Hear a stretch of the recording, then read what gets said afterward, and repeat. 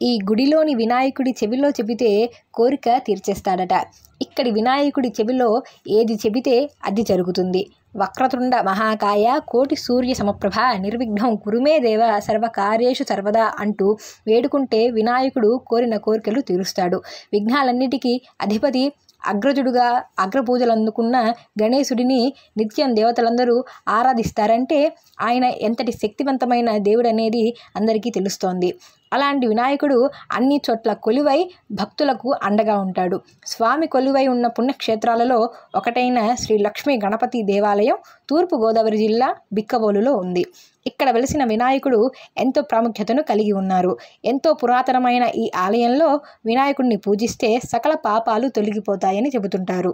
క్రీస్తు శకం 840 సంవత్సరంలో చాళుక్యులు ఈ ఆలయం నిర్మించినట్టు ఆనవాళ్లు కనిపిస్తున్నాయి. ఇక్కడ ఉండే శాసనాల ద్వారా ఇది ఎంతటి పురాతనమైన ఆలయమో అర్థమవుతుంది. నిజానికి ఇక్కడ ఉన్న ఆలయం భూమిలోనే ఉండేదట. 19వ శతాబ్దంలో ఒక భక్తుడికి వినాయకుడు కలలో కనిపించి తన ఉనికిని చాటినట్టుగా ప్రచారంలో ఒక కథ వినిపిస్తుంది. అప్పుడు ఆ భక్తుడు గ్రామస్తులకు ఆ విషయం చెప్పి ఆ ఆలయాన్ని త్రవ్వించాడట. ఆ తరువాత వినాయకుడు బయటపడ్డాడని, అప్పటి నుంచి ఈ ఆలయం ఎంతో ప్రసిద్ధి చెందిందని చెబుతున్నారు. భూమిలో నుండి బయటపడిన తరువాత వినాయక విగ్రహం పెద్దదైందని ఇక్కడ ప్రచారం జరుగుతోంది. ఈ వినాయకుడి ఆలయానికి ఎక్కడెక్కడి నుంచో భక్తులు వచ్చి స్వామివారికి తమ కోరికలను విన్నవించుకుంటారు. విఘ్నేశ్వరుడి చెవిలో తమ కోరికలను చెప్పుకొని ముడుపులు కడితే తమ కోరికలు తీరతాయని భక్తుల విశ్వాసం. అంతేకాకుండా ఇక్కడ నందీశ్వరుణ్ణి, భూలింగేశ్వర స్వామిని దర్శించుకోవచ్చు. ఇక్కడ రాజరాజేశ్వర ఆలయం కూడా ఉంది.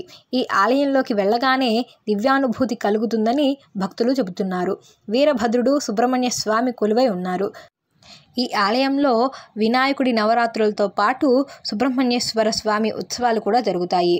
ఈ ఆలయానికి రాజమండ్రి నుంచి కానీ అనపర్తి నుంచి కానీ బిక్కవోలుకు చేరుకోవచ్చు.